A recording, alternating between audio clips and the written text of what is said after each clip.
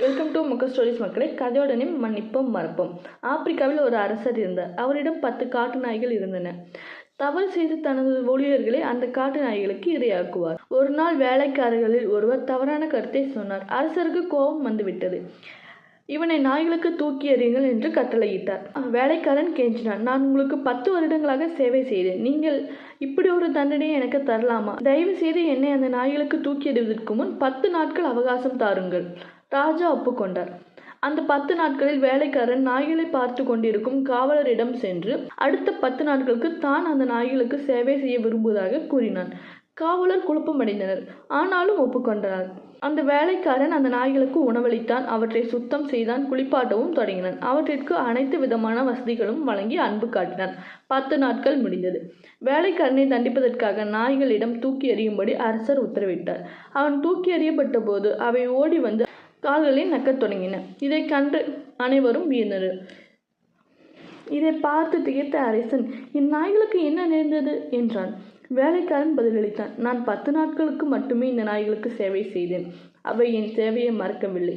நான் உங்களுக்கு 10 வருடங்கள் சேவை செய்தும் என் முதல் தவறை கூட மன்னிக்காமல் நான் உங்களுக்கு செய்த அனைத்தையும் மறந்து தண்டிக்க உத்தரவிட்டீர்கள். அரசன் தனது தவறை உணர்ந்து வேலைக்காரனை விடுவிக்க உத்தரவிட்டார். நம்மிலும் எத்தனை பேர் இப்படி இருக்கிறோம்? ஒருவர் செய்த ஒரு தவறுக்காக அவர் தமக்கு செய்த உதவிகளை எல்லாம் மறந்து தவறு செய்வதே மனித இயல்பு.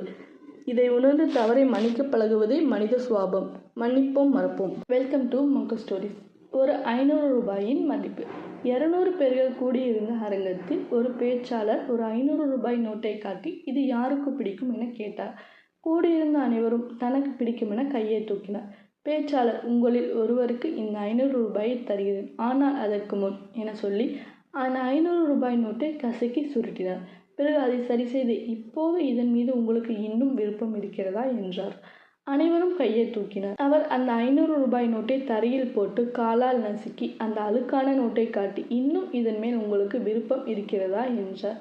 அனைவரும் இப்போதும் கையை தூக்கினார்.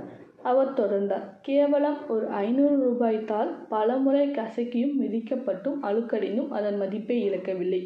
ஆனால் மனிதர்களாகிய நாம் அவமானப்படும் போதும் தோல்விகளை சந்திக்கும் போதும் மனமுடைந்து போய் நம்மை நாமே தாழ்த்திக் கொள்கிறோம். நம்முடைய மதிப்பு என்றைக்கும் குறைவதில்லை. நீங்கள் தனித்துவமானவர். இவ்வுலகில் ஒவ்வொருவருக்கும் ஒவ்வொரு தனித்தன்மை இருக்கும். அதன் மதிப்பு என்றைக்கும் குறைவதில்லை. வாழ்க்கை என்ற பயிருக்கு தைரியமும் தன்னம்பிக்கை தான் உரமும் பூச்சிக்கொல்லியும். இந்த மாதிரி ஸ்டோரிஸ் கேட்க சப்ஸ்கிரைப் ஃபார் முக ஸ்டோரிஸ்.